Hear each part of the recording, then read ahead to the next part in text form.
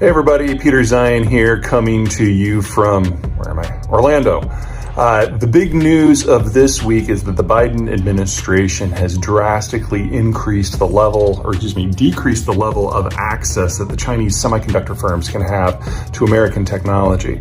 Now, there's this general belief around the world that China is the world technological superpower and it is able to cut off supplies of pretty much everything to the rest of the world whenever it wants, and that is unmitigated bullshit. There are three types of semiconductors. There's the high end that go into your cell phones, your servers, satellites, power management systems. Those exclusively come from places like Taiwan, Korea, Japan, and the United States. And contrary to, contrary to most people's beliefs, over half of all chips made in the world by value actually originate within the United States. China is trying to move ahead of us in manufacturing them. It's no wonder, literally, the Chinese Communist Party actively lobbied against the Chips and Science Act that I've been pushing in the United States Congress.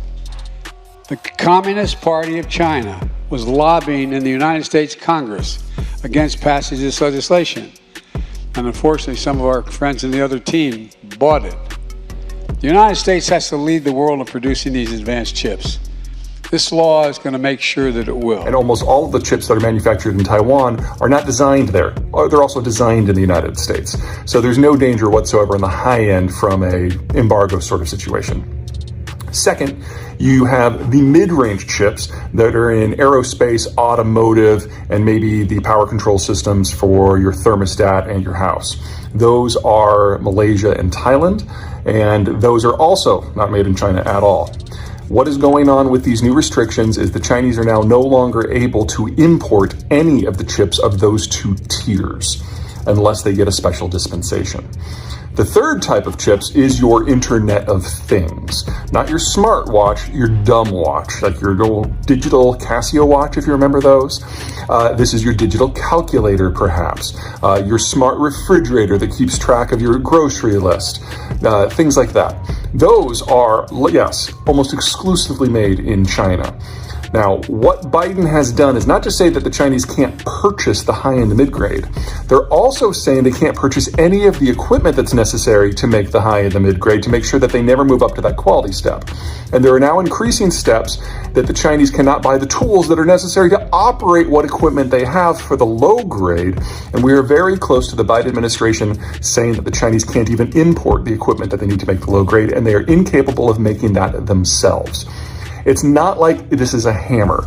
There's an ecosystem of stuff that is required to build, install, operate, and maintain any of the equipment, even on the low end. And the Chinese cannot do any of it without 100% imported expertise and equipment. That is now what the Biden administration is going after. So where does this take us? Well, assuming we have no interruptions to the supply chains for the materials, that's a different topic. We are looking at China perhaps being melon scooped out of all global semiconductors over the course of the next 2 to 3 years. And that's just the start of the Chinese problem, because the Chinese used to import the medium and the high quality products in order to build products and in order to do research. So I'm sure you've all heard about how the Chinese excel at things like hypersonics or artificial intelligence and automation.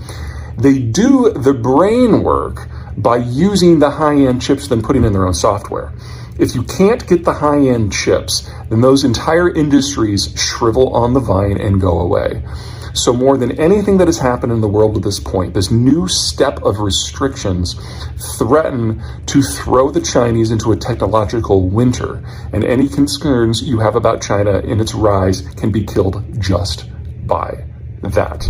And that's before you consider energy, or food, or political dysfunction, or the Ukraine war, or demographics, all of which are capable of killing China without any help from the others.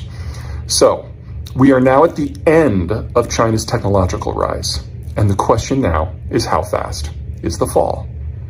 Okay, that's it for me. Until next time.